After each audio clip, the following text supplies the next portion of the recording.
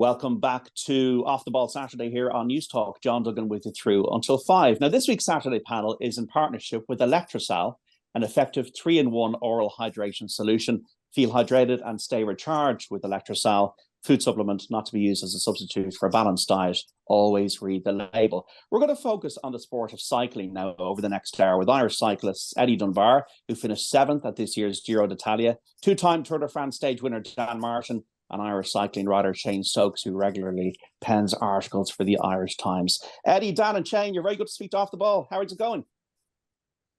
Good, thanks. Yeah, all good. Yeah.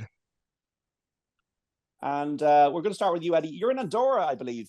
You're preparing for the Tour of Spain. Yeah, so I've been up here for the last 12 days, I think it is. Just basically doing an altitude camp before the next part of the season. Yeah, building up towards the Tour of Poland on the 29th of July, and then the big one, the Vuelta, on the 26th of August. So yeah, been up here for 12 days. Going to spend another 8 days here, and yeah, hopefully pick up some good condition going into the next few races. You finished 7th at the Giro d'Italia, the best Grand Tour finish of your career. So how did you make the breakthrough, Eddie, as it were? How did it all come about for you that you did so well this year? It was a bit unknown, really, going into the Giro. I had a fairly bad start to the season, breaking my hand. That put me out of action for about 2 months. So yeah, it was fairly unknown going into May, into the Giro, like basically with not too much racing. But yeah, I trained hard still. I was doing twice a day in the turbo for 3 or 4 weeks, sleeping in an altitude tent. So I think in terms of ticking all the boxes going into the Giro, we did that well. And I think we seen yeah, good result at the end of it. Still plenty to improve on, I think, but yeah, plenty of positives to take away from that. How much of a buzz was it for you, Eddie? No, it was good. Like I think over the 3 weeks, every day I was getting better. Obviously, I was moving up to GC, and then that last 3 days, I actually got sick, which wasn't in the plan. So I was just yeah, I think everyone else was like obviously happy I was finishing the top 10, but when you're coming fourth in a Grand Tour like that, you want to stay there, and just to kind of fade a little bit at the back end of a race was fairly disappointing. But looking back at it now, there was a lot more positives to take away from it than negatives. So yeah, just work on them negatives and bring it into the Vuelta and see where we end up there. So what does a training camp in Andorra entail at the moment? What's the day-to-day like for you? Yeah, so we're up in a hotel, 2,400 meters in Peak Maya. Yeah, so basically here for 3 weeks more or less, and yeah, first 3 days were pretty easy, just adjusting to altitude. I've never done a proper altitude camp before, so this is the first time, my first experience at it, you could say. So it's just kind of taking a laid back approach to it, really trying to get the benefit out of it rather than pushing the limits too much. But yeah, literally 2 day blocks. Normally you have like a hard efforts day one day, then a long ride 6 hours the day after, then a rest day. So it'll just go like that for 3 weeks basically. So yeah, plenty of work being done, and yeah, hopefully it'll pay dividends come August. Dan, are you still on the bike at all, or recreationally or anything? Yeah, of course, in time on time. Obviously last week I was at the Tour de France for the first 9 days of the race. So it was 12-day trip, so not much time to ride there. But yeah, I'm also in Andorra, so didn't realise Eddie was here. So we'll have to try and head out on the bike tour next week. Maybe only on the easy days though. There's not much not many 6-hour rides for me these days. Very good, very good. You get some coaching there from Dan, Eddie. Dan, what do you miss and what do you not miss about the Tour de France, given it's ongoing at the moment? Obviously, it's an incredible buzz to be at the race, at any pro bike race, but it's also, I understand what it takes to get to the start line now, and as Eddie's explaining, the sacrifices a professional cyclist makes these days is it's so much more intense than it was 10 years ago. I mean, I personally never did an altitude training camp, so I did one in 2014, and yeah, it just wasn't as enforced back then. We were left to our own devices a lot more, and the sport has just become a lot more professional these days. So yeah, with a young family, it just became not sustainable for me to make those sacrifices, and also, yeah, it was yeah, obviously I don't miss all the sacrifices. I miss the good days when you feel great on the bike and you're in the front of the race being successful. But the hard times that you have to go through to get to that point, yeah, I definitely not really missing those bits. Yeah, sure. Shane, we have a strange situation this year. We have no Irish involvement. For so many years, you had Dan and Nicholas Roach involved in the tour. And for whatever reason, Sam Bennett, Ben Healy, Eddie are not involved. It's just the way the cookie crumbles. Are we expecting, obviously, Eddie will be there next year and hopefully Ben? Yeah, I would imagine. I mean, Eddie will be able to tell us, but I'd imagine Eddie next year will be the tour will be the logical step. He's doing 2 Grand Tours this year for the first time. He's only done one Grand Tour before this, so I think there should be a big physiological benefit from having those 2 Grand Tours, and also having this leadership role as well. So I think that points to good things for next year, and the Tour de France is the next logical step up. Ben Healy's only 22, so he was always going to just do one Grand Tour in a year, and even the most seasoned of guys to do the Giro and the Tour in the same year is very, very draining. So the team wisely put him into the Giro d'Italia as his first Grand Tour to, I suppose, to get used to things, and he won a stage there. So he's obviously got a lot of ability, and his team hasn't had a fantastic Tour de France, and Ben Healy starting at the start of the tour was the highest, the rider with the highest points of that team, which just shows his quality. So I would imagine he should be in the tour next year. But Sam Bennett, I think, definitely should have been in the tour. He's a bit mystified as to why he isn't in the race. And the team did that before. They kind of didn't show faith in him, and he actually left the team because of that at the end of 2019, and went off in 2020, won 2 stages in the tour in the green jersey. So I suppose there's a history there of Bora Hansgrohe and not necessarily giving him the starts that he deserves. Yeah, so I think on if he was on other teams, he probably would have been in the tour squad. But for whatever reason, this year they decided to go with other riders, and they haven't been having a stellar tour so far, so they might regret the decision. So, Eddie, what is your thinking around your year? And is it just a case of getting the experience at the top level in these tours in Italy and Spain to gear yourself for France next year?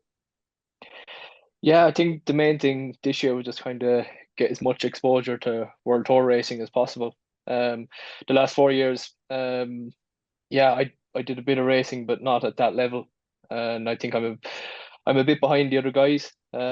My age, I think they're like a lot of guys that are 26, 27. They have 4 or 5 Grand Tours in their legs, and yeah, I'm at the stage I only have 2, so that makes a big difference to your body, how you can race, how you absorb racing, how you can train after. So yeah, I've a bit of catching up to do, and I think this year we've made some good steps. Obviously, getting Basque in the legs, Romandy, then the Giro, and then we've Tour Poland and the Vuelta. So that's the highest level racing you can get, really. So I think that's going to set me up very well for next year. And yeah, I think the tour is probably a big goal of mine next year. I'd like to get there and do everything I can to get there at 100% and see what happens. But yeah, as I said, the next step in my head is just get through the Volta, see how that goes, and see what we need to improve on after that, and then start worrying about the tour next year.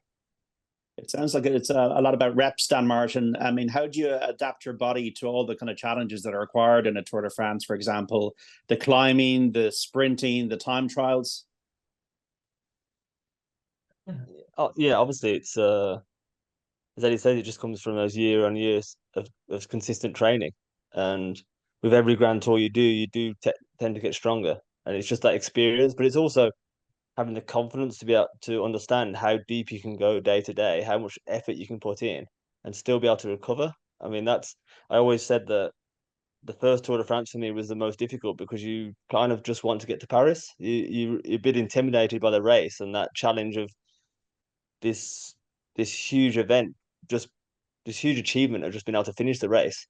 Whereas then once you know and understand that you can finish it, then suddenly you're willing to go deeper and deeper every day, put yourself more in a hole, and because you know that your body's going to have the ability to recover and then go again the next day. So yeah, obviously in Eddie's case especially, every year he's going to get stronger the next few years.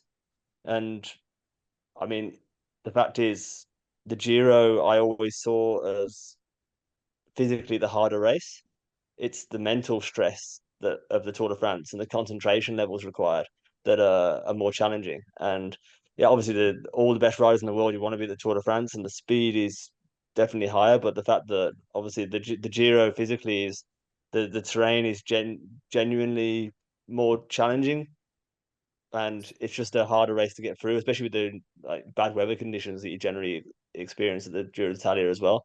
Whereas the Tour de France is a lot more. You just have to be a lot more concentrated and focused on a day-to-day level, and also the level of scrutiny that you put under at the Tour de France. Every little move you make, every little position that you wherever you ride in the peloton, everybody's analyzing everything, and it's coping with that level of what you need, all the things that surround the race. It's just so much bigger. So, and it's just how you get your head around that the first time you take part. Yeah, I was reading your book last night, Dan, and breakaways is something that you definitely were known for at certain times. You were the top combatant, if that's the way to describe it, in one of the years, I think 2018. So for something like that, I mean, is that a really exciting thing to be involved in when you're at Tour de France, when you decide I'm going to go for this now on the stage and test everybody else? Yeah, of course, and that's also about sticking your neck out and taking a risk, and because a lot of times the breakaway doesn't pay off. So it's, but that's also about just enjoying the race and enjoying the ride. And but yeah, for sure. I mean, being out front in the biggest race in the world and being able to be aggressive and make attacks, it was always a great buzz. And when there's so many fans lining the side of the road and you get so much attention at the finish line just for being, even now, people come up to me and say they admire the way I raced, and that's always incredibly humbling. And it's because obviously I wasn't, the way I was attacking, it wasn't about that. It was about trying to win the bike race. So when people think they'll take it as though you were very entertaining as a rider, I mean, obviously that's an incredible compliment. But yeah, I mean, is there any pro bike race, being at the front, being able to get results and have that satisfaction afterwards, it just drives you on further. And that's obviously Eddie's result in the Giro was an incredible performance, and I think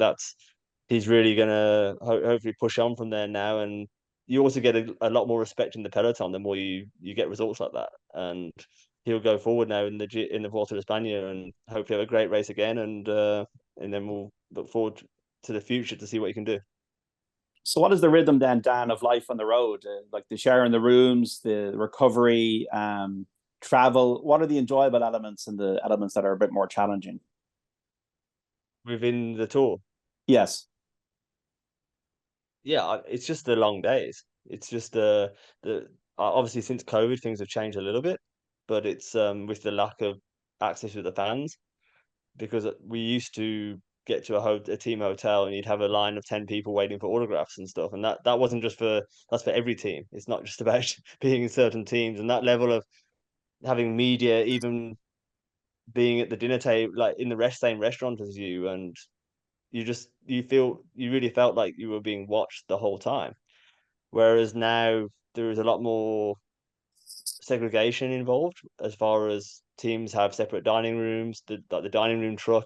I was always against it, but it was actually an incredible benefit because the riders, you really kept separate from, you kept in this little bubble, which obviously that was driven by the necessity of keeping us away from COVID infection. Whereas I really underestimated the positive mental effect of being able to just each, almost in silence or just with your close group of teammates, and the bonding effect that has.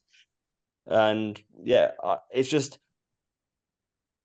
a lot of the things that go into a grand tour it is that level of focus that you need to maintain for 3 weeks. You need to really, it sounds silly now when I look back, but just being required to actually go to bed early every day, and it's just having to go to bed, like, because you need as much sleep as possible to be able to recover for the next day, or just having this level of your diet is effectively controlled for 3.5 weeks, even the time leading up to the race, obviously. But it's, you need to tick every little box to be able to ride general classification in a grand tour. And ticking every box for 3.5 weeks, it's focusing on every little detail in your life, because any mistake can actually you might, if you don't wash your hands properly, if you don't eat properly, it can all add up to a poor performance the next day. And you don't want to sacrifice the months of hard work that have gone into getting you on that start line by making a silly little mistake that then costs you a result. And obviously experience counts a lot with that, because you understand your body more and what your body needs. But it is still that stress. It's a concentration. It's a focus that's 24/7 over the 3 weeks of the race.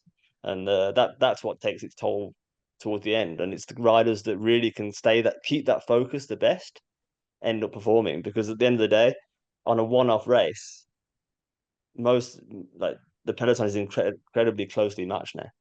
Whereas it's those little details that really add up to separating the best riders from the deciding who wins at the end of the Grand Tour. So what are you eating and drinking every day now, Eddie, as you prepare for the Tour of Spain? Well, at altitude as well, I think a lot of people say you burn a lot more calories at altitude. So I think, it's basically just trying to fuel enough at here just to get the sessions done properly. So it's a lot of rice, a lot of pasta, stuff like that, a lot of carbohydrate really. But I've never been super strict in my diet or anything. Obviously in a race it's a bit different, you're a bit dialed in, but I think up here just trying to get as much carbohydrate in as possible, just so you can push your body day after day and do your efforts as best as possible. But as I said, it's sometimes it sounds better than it is, you're away in a training camp and stuff, but it's you just basically try to tick the boxes, as Dan said, as best as possible, and just dial in on those small things. You're with an Australian team now. I mean, what's the life like in the team? Is the case that you want to be mates with some of the colleagues on your team? You want to have good relationships, or do you need a bit of distance? And are there hierarchies in teams? Is it something that's easy to navigate? Yeah, I mean, I think the team I'm with now, Jaco Alula, they've been around the peloton for 12, 13 years. So I think it's a team where a lot of riders really want to be part of. Actually, it's known for a nice relaxed atmosphere, just having a good vibe around the place. The riders are all really good guys. Obviously there's that Aussie mentality there, Aussie team, and it's a really nice place to be. As I said, I was with the NEOS for 4 years. That was it's different. Obviously, everyone knows the NEOS, how they dial in on everything. But it's coming to Jaco has just been refreshing, I think is the best word to use. I just feel a bit more myself here. And then the guys, say for instance in the Giro, you start to move well in a race, and the guys, the staff and everything, they really buy into it and they really start to get behind you. And it's kind of like you're basically a family for 3 weeks there, and everyone's doing everything they can over that 3 weeks to do the best they can for you, and it's a really nice atmosphere to be in. Shane, you've been writing about cycling for a long time, so how has the game changed on a pro level over the time you've been doing it to where we are now in 2023? Yeah, I was thinking about that, and one of the biggest changes when I went to the tours, the first tour I went to as a journalist was '98, so it's a long time ago, and you had the riders didn't have the same kind of team buses that they have, that they spend a lot of time in before the start. They'd be air conditioned, they'd be quite, obviously a bit of privacy. But back in those days, there was the Village du Parc, where the riders would all go sit down, have a coffee. There would be people walking around, they'd be going in and out of where the fans are, etc., on the way to that. And I think that's still an option, but it seems to happen less. The riders seem to, and COVID will obviously be part of that, but the riders seem to be a little bit more separated from the public and from, I suppose, just that Village du Parc. It's full of tour staff, full of journalists, etc. So there's that remove, and I can understand, because obviously you want to decrease the stress as much as possible. So I suppose staying in that bubble will help with that, and certainly it'll help in this time of COVID as well. So I think that's one of the biggest changes. And I just suppose the the internet, I mean, before it was more difficult to file copy. You know, when you're writing stories and to send stuff was more difficult. And now you can do it on the road. You know, you'd be sitting in the car typing away. So I suppose it makes for a more intense day. And Dan was talking about the intensity of the tour, and it's the same, you know, for those working on the race as well. You get to the point where you have no idea what day of the week it is, where time seems to go more slowly because so much more is being crammed into a day, and it's quite a unique experience. Yeah, I'm wondering how Dan and Eddie, and I'm sure they'll answer, deal with the skepticism that can, you know, is a legacy issue around the Tour de France and pro cycling, but given the work I hear they're putting into it, Shane. I've got to admit, personally, for a while, I was switched off for this thing. I saw the Festina affair, the EPO issues, Lance Armstrong, Alberto Contador. And I was kind of thinking to myself, as just a sports fan and not a cyclist, that this thing is tainted. It's got no credibility. So it's important that cycling has cleaned up its act. Do you feel it has? Yeah, I think so. I think things, you know, you can see riders that you believe are clean are doing well, and that's a good sign. I think before with EPO and when things were in the height of the Festina affair and the Lance Armstrong years, I think it was much more difficult to compete. So I think, you know, all indications are that things are better than before, and certainly I think out of all the scandal, cycling did do a lot of efforts to clean things up. There was a whole lot more testing than in most other sports. There was more advanced testing. Teams are paying into an anti-doping fund, so they're actually financing the anti-doping tests. So I think because cycling went through all it went through, there were a lot of steps taken at the time, which over time helped things to be a bit better, probably a lot better.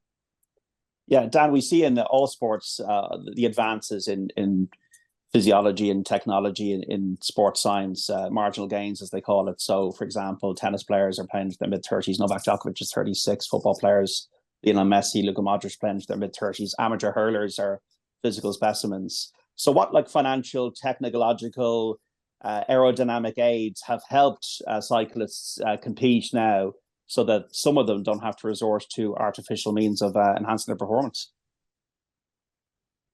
I think it's not necessarily about the technological advancements that are stopping people from cheating. It's more about the fact it was a massive cultural change that was spawned out of the problems that cycling had, because you have to remember that a lot of the guys who are racing now, I'm sure Eddie, myself included, I lived through the 1998 Festina affair.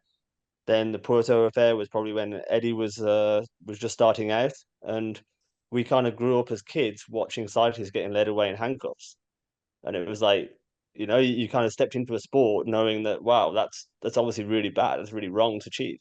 And I think that's where it's more of a cultural change rather than the advancements in technology that's like means that people don't have to cheat. 'Cause I think it's essentially it's human. Like we see people cheating in all elements of life. So it's sport is no different. Sport as a general thing, you're always going to find cheats. I think that cycling is just obviously cracked down a lot harder than most other sports. But yeah, I mean, there's technological. I think because born out of that, cycling has really searched through marginal gains to try and get an advantage at any way possible. And yeah, it's quite funny because I have a collection of bikes from my career in my garage, and there is a huge from the bike that I rode in 2008 compared to the right bike I rode in maybe like 2017. There isn't a whole lot of difference. It's still very similar, but then from 2017 until 2021, it's night and day, and it's almost become Formula One as far as the advancements in technological, like in the way the bike rides, the disc brakes, electronic shifting, like the aerodynamics of the bike. It all became incredibly more, yeah, efficient. And that's why we're seeing such high speeds in the peloton now as well. And obviously then you add that into the sports science effect, how nutrition, with learning about how the body works all the time. And that all comes back to the data-driven world that we're in now. We have a lot more understanding and ability to really analyze what our body needs to perform at the best of its ability and why. And that's where the sport's going now. And even small things like cooling. Like I saw watching the Formula One a few weeks back, all the drivers are now wearing ice vest before the start to keep their core temperature down, whereas like cycling's been doing that for 10 years now. You know, it's funny how even sports are copying cycling in that respect. That is, wait a minute, there are obviously ways that cycling has really pushed the boundaries of sports science, and then now it's been followed by other sports. You made it clear in your book, Chasing the Panda, that you know, you were completely opposed to the culture of doping, and you never doped. In 2023, how clean do you think pro cycling is now, Dan?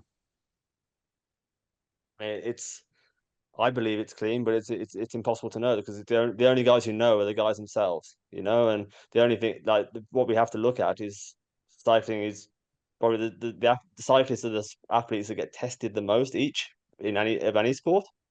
And the fact is, we're not seeing the level of like, there's nobody's getting caught, you know. So that we have to believe in the process, that it's working, that it is.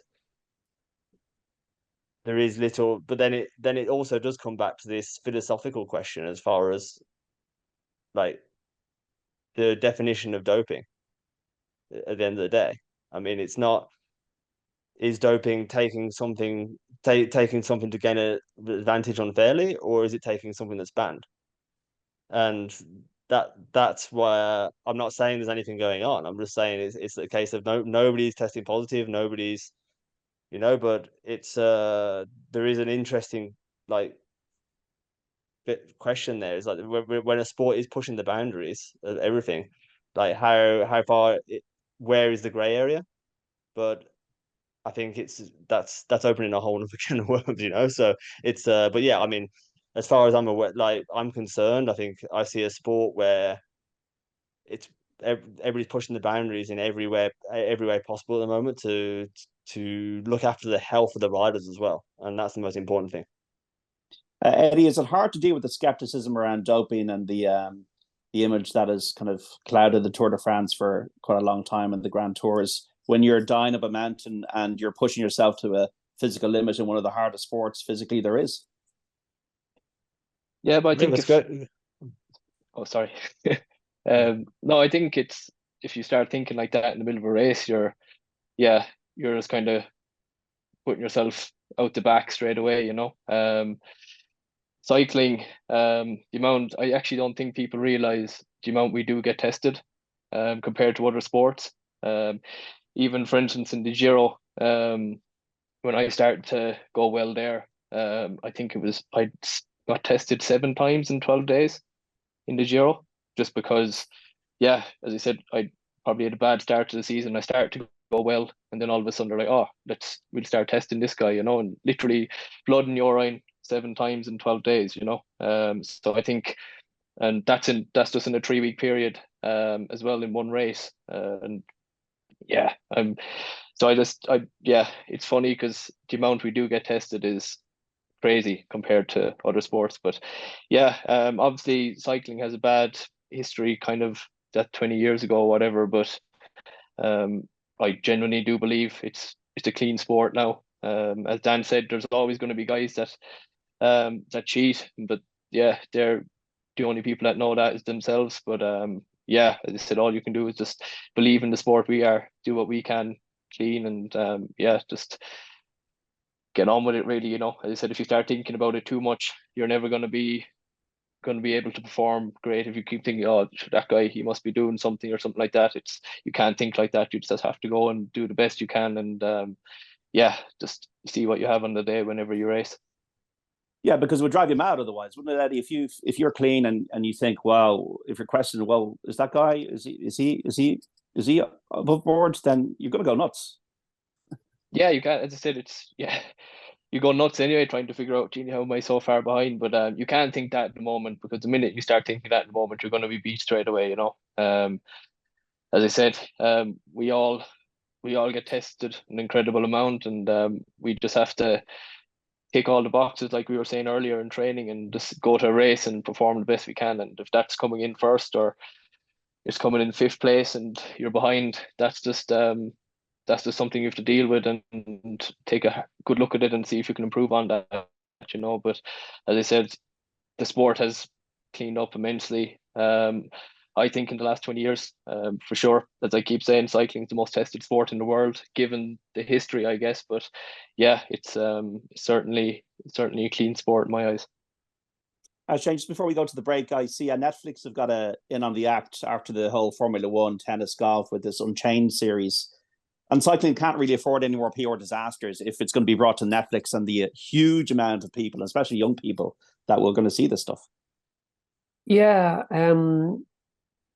yeah, that's true. And I think hopefully everybody in the sport realizes that. And I think that message did come across when there were scandals. You would, in the wake of a scandal, you would have riders and teams speaking out about things needing to change. They saw the bigger picture. Now, I think some of that was, you had some riders speaking out that subsequently did test positive themselves. So some of it was PR management, etc., that they would. But I think a lot of it was genuine, where there was a realization, okay, we're destroying the sport. Sponsors were walking away. It was making it, really, really, really difficult for the sport to survive. And I think that helped bring about change because the sport was cannibalizing itself. So yeah, and I think the Netflix series is very good, and there's one planned in Mark Cavendish actually as well that's coming out in August also. So I think that's all very positive, and I just hope that the teams see the bigger picture, that the sport is in a much better place and needs to stay in that better place. We're speaking to Shane Stokes, Irish cycling rider and a regular contributor to the Irish Times. Eddie Dunbar, who was 7th at the Giro d'Italia this year, Irish cyclist. And Dan Martin, retired Irish cyclist now, who won 2 stages on the Tour de France on our Cycling Saturday panel. And we're back after this. And you're welcome back to Off the Ball Saturday here on News Talk. John Duggan with you through to 5. This is part 2 of the Saturday panel in partnership with Electrocell, an effective 3-in-1 oral hydration solution. Feel hydrated, stay recharged with Electrocell. Food supplement not to be used as a substitute for a balanced diet. Always read the label. We're talking cycling with Irish cyclist Eddie Dunbar, who finished 7th at this year's Giro d'Italia, 2-time Tour de France stage winner Dan Martin, and the Irish cycling rider Shane Stokes, who regularly appears on the Irish Times. Shane, so talk to us about this year's tour. It looks to be a battle between Denmark's Jonas Vingegaard, who won last year, and 2-time winner Tadej Pogačar. Do we need a rivalry like this in the sport? I think it's very good. It was worrying on stage 5 because Jonas Vingegaard took a load of time on his rivals and looked to be, class above everybody else. And I think everybody groaned inwardly thinking that it was going to be a processional race. And the next day, Pogačar came back and took time back from him and has continued to take time back since. And I think that makes a very different dynamic than one guy riding away from everybody else. So I think that's been very good for the tour, that there has been this close competition between those two riders. And depending how things go, I was speaking to Sean Kelly a couple of days ago on how he saw the tour going. He thinks there's a possibility that Pogačar could weaken, and that was based on Sean's own career, where he came back from a collarbone break. He won the Tour of Switzerland, and then wasn't going well in the tour. Started going well and then didn't. And Pogačar's had a very disrupted build-up because of he had a fracture that he suffered in Liège-Bastogne-Liège. So it'll be interesting to see if that happens. At the moment, he's looking like the stronger rider, and it is quite fascinating because the time gap between them is quite narrow. They're fairly evenly matched, but Pogačar has been taking time back. And if he does indeed weaken in the third week, it could make for I think there's a lot of racing to be done. I think it's been very exciting for the race that you have these two guys very close together, and hopefully one of the riders from behind maybe will get a bit closer as well and make it a 3-way battle. What is it like being on a mountain climb, Dan? Is it like a long distance runner? How do you get through the pain barrier? Is there a way of mentally tuning yourself through the pain threshold? I think it's just something you're accustomed to. It's you're so focused on what you're doing and being in the race. And the psychologist actually once told me if you are having a hard time, don't look down at the wheel in front. You need to try and just distract your mind from what's going on, and even just look up and look around and look at the people on the side of the road, because that one, just focusing your mind on something else other than how much it hurts can make all the difference. I used to really focus on my breathing, just really like almost just put all my mental energy into breathing deeply, and then because then you almost forget about how much it's hurting. It's just about being in the zone and just having that concentration to be there. But obviously, yeah, it's not. I mean, especially when you're doing a longer effort, you're really not that far from the limit until the very end of the climb. So the first half of the climb, you'll be really quite in a not comfortable, but it is the idea is it's a long. Some of these climbs are 30, 45. In the case of Cololows that we'll see next week, it's over an hour long of climbing. So it's not like you're sitting at absolute maximum effort the whole time. You're in an aerobic state of effort. So you are able to breathe. You're clearing the lactic acid. So your legs aren't actually in that much pain. Where the pain comes from is the day after day of racing of the fatigue. But then again, obviously through the years of training, that also it's just something your body becomes accustomed to. And yeah, these are the best guys in the world racing as well. So you're not. It's very much just a case of, yeah, I used to find, as I say, focusing your mind on something else other than how much it's hurting really does help a lot. Eddie, then what was going through your head when you were battling out Primož Roglič there in the Giro? Is there a way of you kind of thinking about other things or playing a Sunday as well or whatever you were doing rather than the actual bike?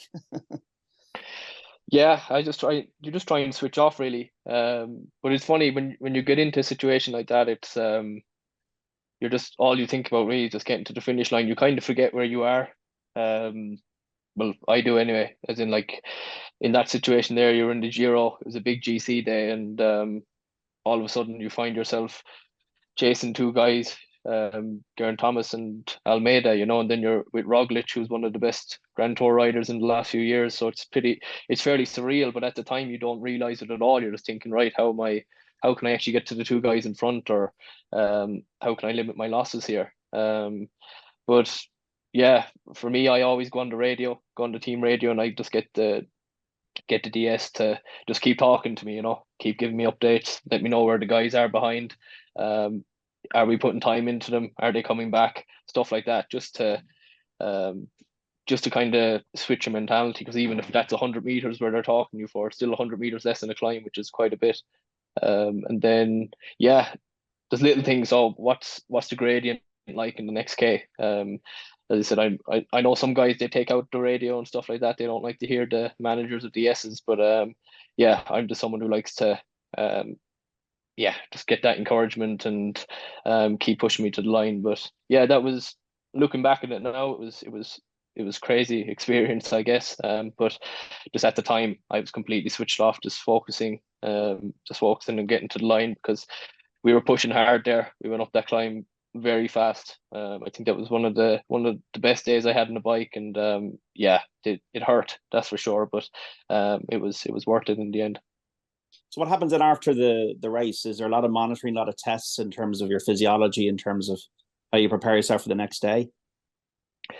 Yeah, so I think it's mainly just getting into routine. Obviously it was my second Grand Tour, so I only had one to go off, but I had a rough idea of just being around some pretty good bike riders the last 4 years and how to manage myself. So literally I'd finish a race, go back to the bus, I'd warm down for 15-20 minutes, get on the bus, have a recovery shake, a couple of bags of Haribo, then have a shower, and then just literally eat straight away.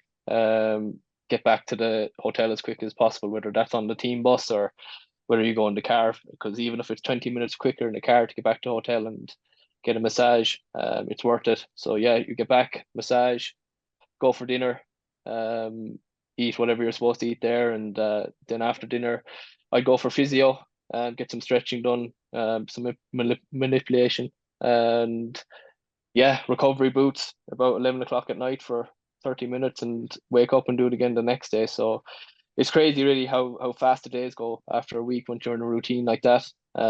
Like you don't even know where you are. If someone asked me where I was in Italy, come week 2, I wouldn't have a clue. So you're just so much focused on every little step you can, and the main thing is controlling everything you can control. Like you can control how you race, You can control how you eat and you can control how you recover, which are three big elements in this sport or in any high performing environment. So as long as you can do that well, control what you can control, the rest will kind of always take care of itself, really.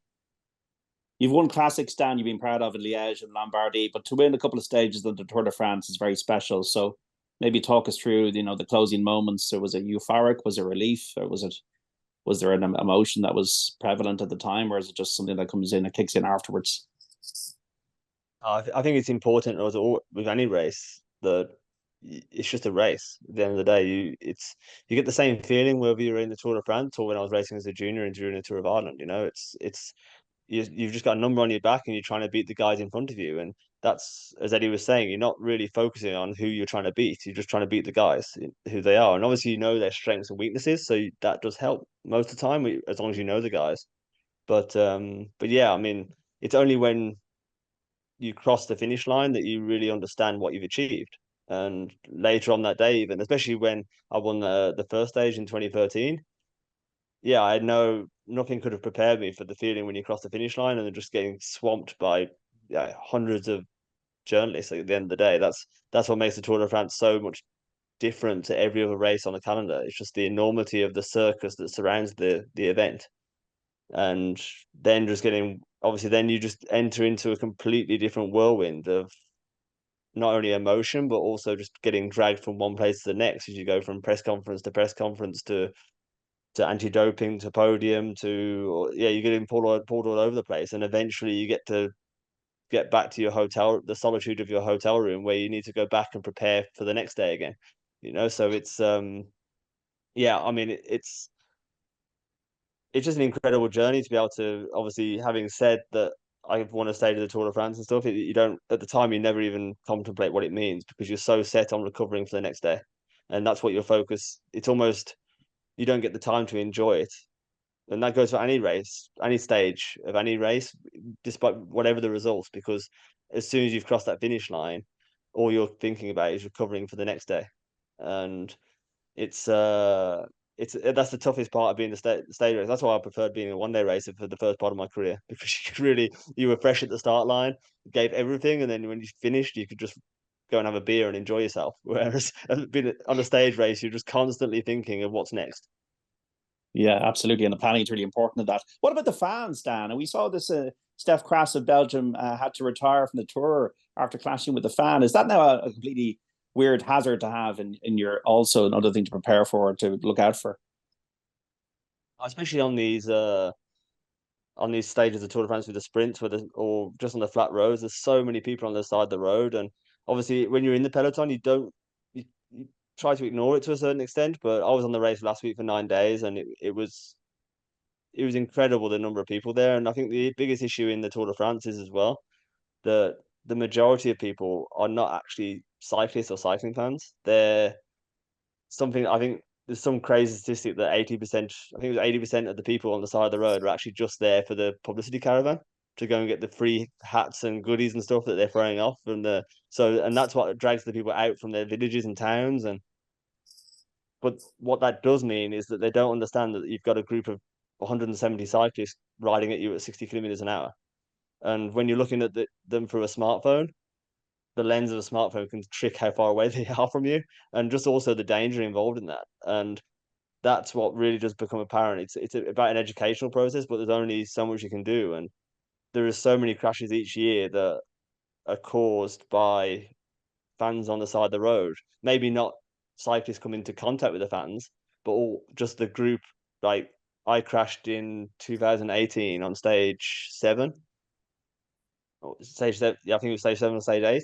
I crashed heavily because just in the middle of the pack, not because somebody hit the fans on the side of the road, because there was a movement in the peloton caused by a narrowing of the road by the fans at 60 kilometers an hour, and that touch of brakes just caused a chain reaction that ended up with 30 or 40 riders on the floor, and I was in the middle of that. And it's moments like that that's one of the perils of riding the Tour de France. It's an added challenge that it's something that you need to try and predict that's impossible to predict. So that's why that's what causes the extra stress in the peloton, because everybody understands that this can happen, because there are just you'll be in the middle of France, middle of nowhere, and there's the side of the road is just lined with people, and the peloton's moving at over 60 kilometers an hour. So any little movement or that's made by the guys in the front of the peloton can cause that chain reaction, which means everybody wants to be right in the front to stay out of trouble, because obviously the further behind you are, the more exaggerated those movements are, and that's what causes the crashes. Do you have to be fearless, Eddie, about crashing? That is just part of the beast. Yeah, definitely. Again, it goes back to like in a race, if you start thinking about it, yeah, you'll always just end up going backwards, or you'll end up on the brakes. And something I suffered with a couple of years ago. I went through a bad phase of crashing, and yeah, it really affected me mentally, and I struggled a bit at speed, you could say, or in the peloton, and it was something I had to actually go and get help with. I did a lot of work with Steve Peters, well-known psychologist, and he's a consultant. Well, he was a consultant for NEOS at the time. So yeah, I worked with him for like 8 or 9 months on it, and yeah, it made a massive difference. The main thing is you have to accept there's risk in the sport. I mean, that's the number one thing. If you can't accept risk, you're not going to be able to push yourself at the top level. But yeah, I've done a lot of work with that and managed to program my mind, I suppose you could say. And yeah, just accept that risk, and accept that there's going to be fear at the time, but switch off from it when you need to, and be safe when you need to too. Yeah, and obviously you had a nasty concussion a few years ago as well, Eddie. But you feel this work with Steve Peters now has got you in a place where you have got that sorted, and now you feel like your best days are ahead of you, as a rider? Yeah, definitely. As I said, I think, again, going back to the Giro, that was at times that was quite a stressful race. Just in terms of positioning, I think most races are stressful now. You see on the TV how stressful the Tour is. But yeah, I just felt in the Giro, I just felt like I took an upward step in that sense as well, in terms of positioning and being where I needed to be, and taking calculated risks, I think, is the best way of saying it. But it's helped me massively, not just as a professional sportsman, but on everyday life as well. Just being able to again, going back, control what you can control, and accepting that some things you can't control. And it's it's something I believe that it's probably had a bigger benefit to me than doing any altitude camps and doing any hard training spins or anything like that. It's certainly improved me in that sense, and I think it's becoming more common anyway in cyclists. I think you're hearing of a lot of teams having like a sports psychologist or a psychologist as a consultant, and yeah, as I said, that again, that's the fine margins of a high performance sport like that. Just getting riders in the right mentality to be able to push their body every day, to be able to take them risks when needed, and yeah, it all adds up at the end of the day. Absolutely. And we saw Mark Cavendish crash out, Shane, earlier in the Tour. Whether he'll come back, we don't know. Jasper Philipsen is the king of the sprinters. He's won 4 stages. That seems like a lot. Yeah, it really is. Mark Cavendish, I think, has done, 6. Mark Cavendish took 1 tour and he's taken 5. I think the last time he won a space of stages a few years ago, I think it was 4, just going from memory. So you can get that sometimes in the Tour, that the guy who wins early on gets on a momentum, kind of a confidence, role of confidence, and that it continues on. And Philipsen seems to be surfing that wave at the moment. His normal lead out rider, Matteo van der Poel, is unwell in the race and didn't lead him out yesterday, but he was still able to win. So yeah, that seems to happen, that the guy who wins early on the Tour can go on and win most, if not all, of the sprints after that. What's the health then like for our cycling at the moment, Shane? Is there a good pathway for the likes of Eddie and Dan to become a pro cyclist if they're good enough? Have we got a good infrastructure, a good support base in this country for that to happen? I think the numbers of young guys are relatively low, like junior riders, etc. But there still seems to be some very promising riders coming through. You've got guys at under 23 level, like Darren Rafferty and Archie Ryan are really promising. There's some others as well, and some others younger than that as well at the junior level. So I wouldn't say there's a huge, a massive grassroots level in terms of volume, but it seems that the guys that are there are developing very well. And some of that is down to them going and racing abroad off their own bat. The federation at the moment has very little money, so it's been difficult to send teams abroad, and hopefully that'll improve. I know they're looking for commercial sponsors to help send teams abroad, but I think it's been individuals really. Of course, there's help from the clubs, and of course there's help from Cycling Ireland. But I think a lot of the time as well, it's been individuals, strong-minded individuals who have come through the ranks.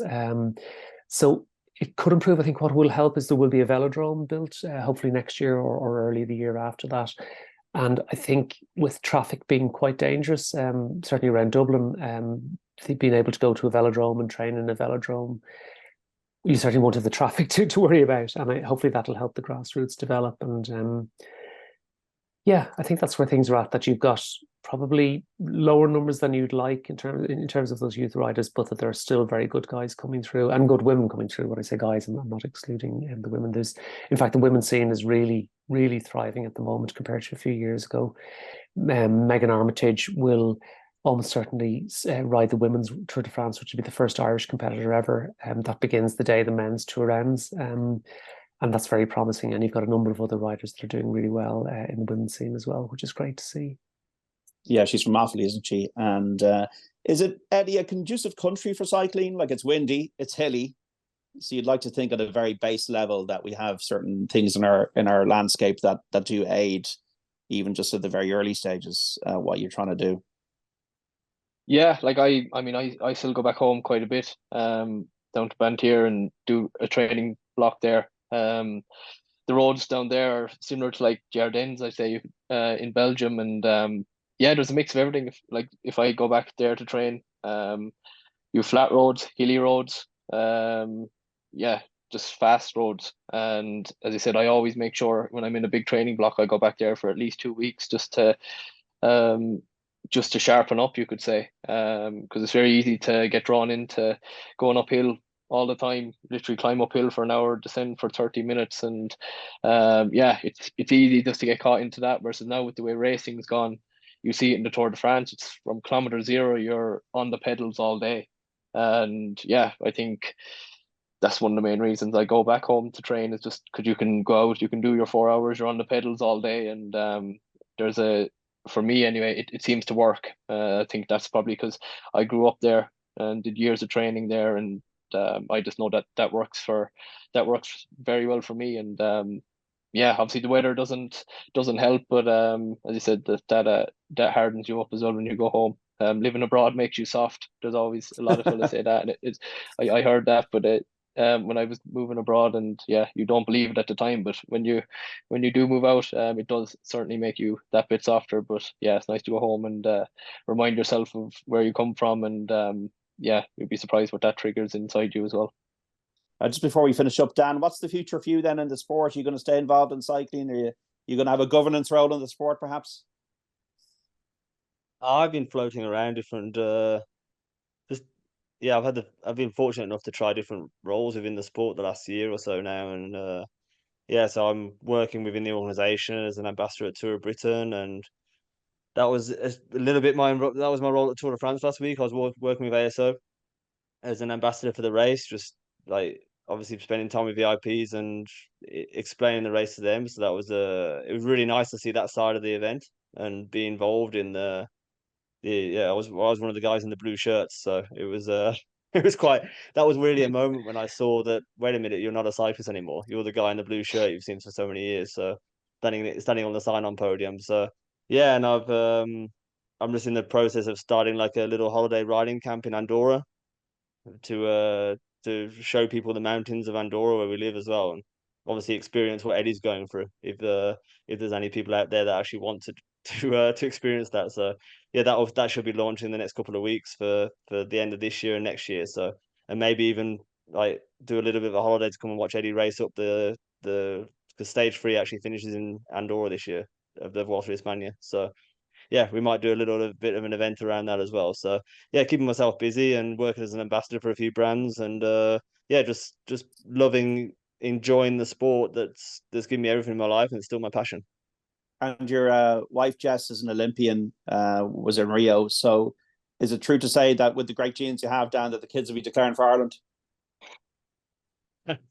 Well, yeah, we'll see if they want to actually go down the sporting side or not as well, obviously. But yeah, I mean, obviously it's an option for them, and we'll see where it takes them in life. Shane, who's going to win this Tour de France? I think looking at it now, you'd have to say Pogacar is the favourite. I'm keeping in mind what Sean said. Sean Kelly said that he could weaken in the third week. I think if he doesn't weaken, he's looking good because momentum seems to be on his side. But it's such an unpredictable race. You can get guys in stage races going really well early on, and then they fade. And you can have the opposite happening. You can get guys early on that don't seem to be doing a whole lot and go on to win the race. So I think if I had to bet on one or other of them, I would say Pogacar, but who knows? Yeah, we'll see. It's going to be quite fascinating. And Eddie, lastly, what's the expectation around the Tour of Spain? Are you doing a lot of kind of prep around the route? What are your hopes? Yeah, so as Dan said there, third stage finishes in Andorra. I've already done a recon of that climb. It's going to be quite an important day. Being at altitude as well most of the day, so it's going to be really important to be switched on that day very early on in the Grand Tour. Don't think it's going to be won on that stage, but it certainly could be lost. But yeah, and I think I'll go in with a similar approach to the Giro. My preparation is going to be a lot better going into the Vuelta than it was into the Giro, so I think that's a positive straight away. But yeah, I'm going to ride GC there. Actually, the plan was always go to the Vuelta and actually pick out a couple of stages and go for them. But yeah, after the Giro, we actually said no. There's maybe a possibility on going for GC there, getting another top 10, and I think yeah, that's going to be the aim going into it, which is a realistic aim, I think. And yeah, basically, I'm just going to do everything I can in the next few weeks to get there in the best shape possible.